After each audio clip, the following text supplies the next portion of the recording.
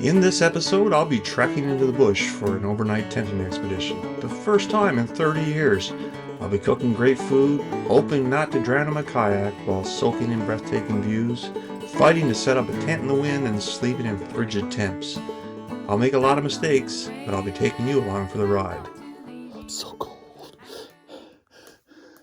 and so afraid.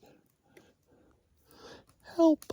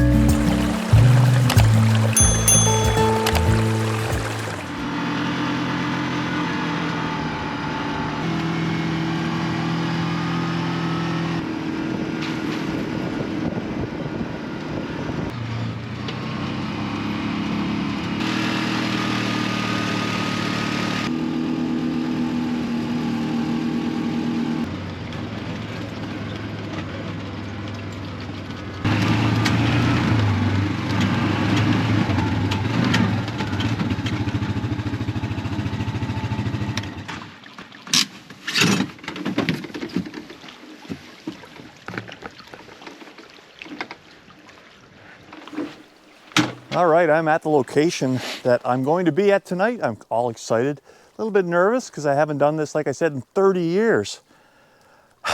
So, first step is to get that tent set up so I can make sure everything is kept out of the rain. We are supposed to get a bit of rain tonight, not a lot, but a little bit.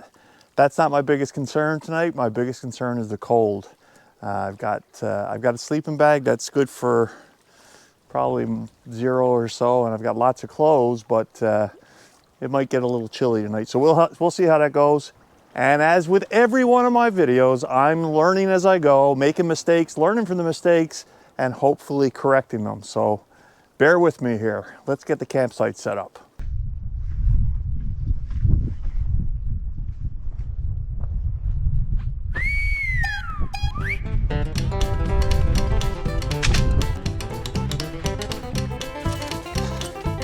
Tent. Rain fly, aluminum poles, tent stakes. Got all it. Assemble poles, stake tent, fly setup. Connect the fly to inner tent, secure guide lines. It's gonna be interesting.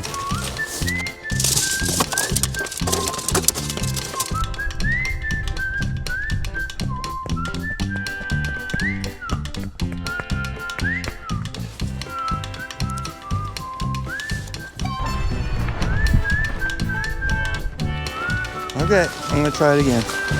Never quit. Never quit.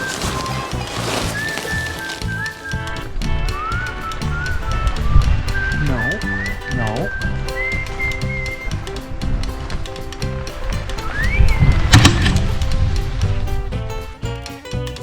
Okay.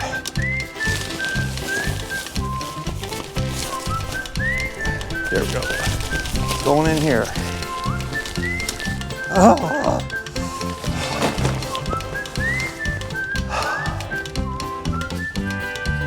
There's no problem with the engineering, it's the execution.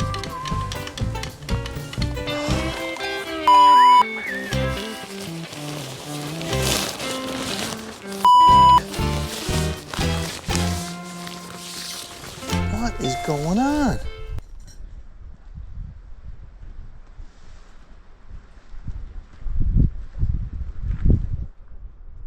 Would you like a tour of my newly constructed tent? I did it. And it only took me about an hour and a half or 2 hours. It should have taken about 10 minutes. That's all right. So here's the front entrance with the fly. So you can keep your shoes and stuff from getting wet. We'll go over to the outside over here. And my tent has a back door. Never heard tell of it. I guess it's a safety feature of some kind. We're set up. It's solid, sort of. I think it's time to reward myself.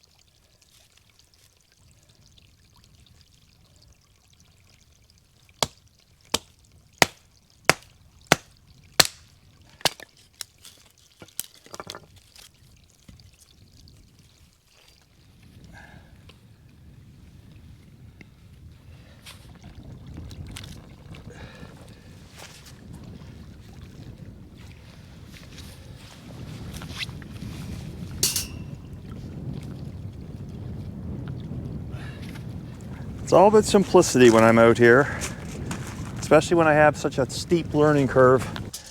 I'm gonna make a few scallops, an onion, a little salt and pepper and butter in a foil pouch.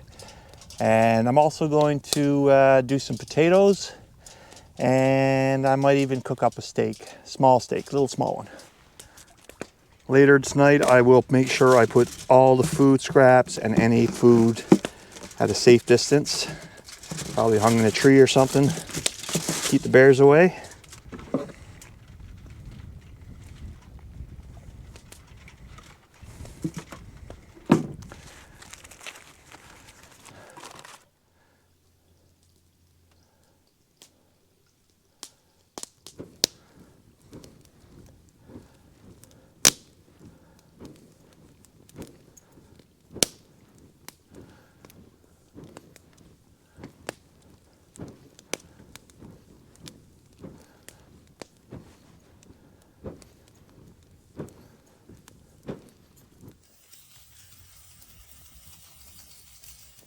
If nothing else, I promised I'd be honest in this video. So yeah, my food did not turn out that great. I'm not sure what happened.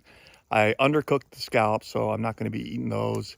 The steak is a little tough. I will eat that. And the potato, I probably got about a sixth of it because the rest was charred around the side. So that's fine. It's a beautiful night, and you make do with what you got. So not cooked to perfection, that's for sure.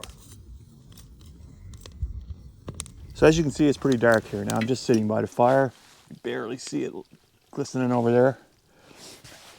So far, it's been amazing out here. The weather has been perfect. Well, perfect's an overstatement, I guess.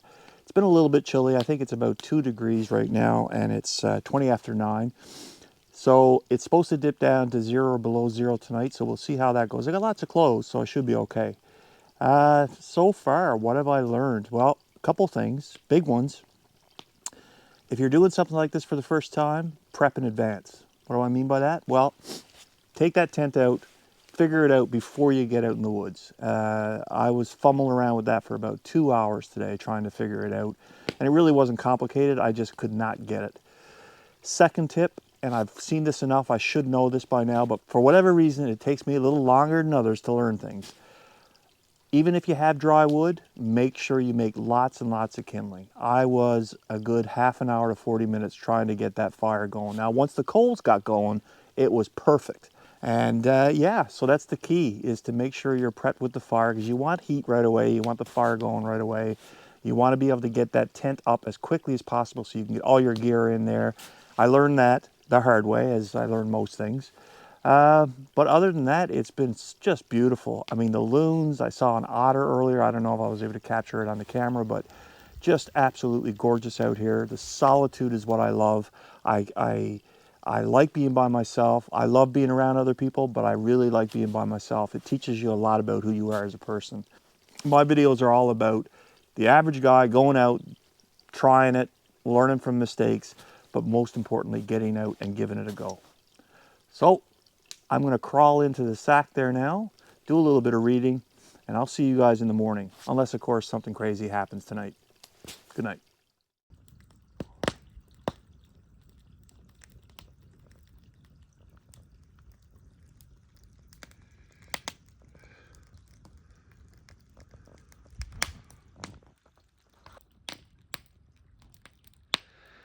Good morning. It's 5 a.m. The sun is just coming up, and time to get up and get some coffee. And I'll tell you guys how my night went.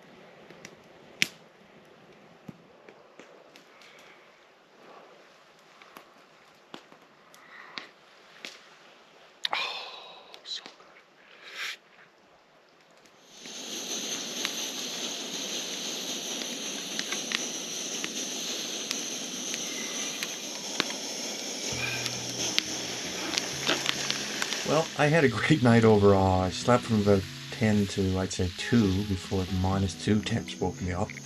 I was shivering, so I bundled up my winter coat and sleeping bag and went back to sleep and got another 3 hours. I learned a lot during this little trip. I know I'm not 20 anymore, and the bones seem to get chilled a little faster, and they tend to ache a little more than they used to. But I also learned that with a little effort, I could still enjoy a night in a tent. Thanks so much for watching. Leave a comment, share, and give me a thumbs up if you like the video. And we'll see you on the next one. I also learned that if you are camping outside in the cold, do not bring an air mattress. So there was no leaks, but what happened is halfway through the night, I guess the cold from the ground had actually deflated it. So I was wobbling around all over the place in the tent. I had to get out, I had to plug the air mattress into the inflator and the Blue Eddy. Once I did that, it was fine, but waking up and feeling like you're on a waterbed is not a very good feeling, so don't forget that either.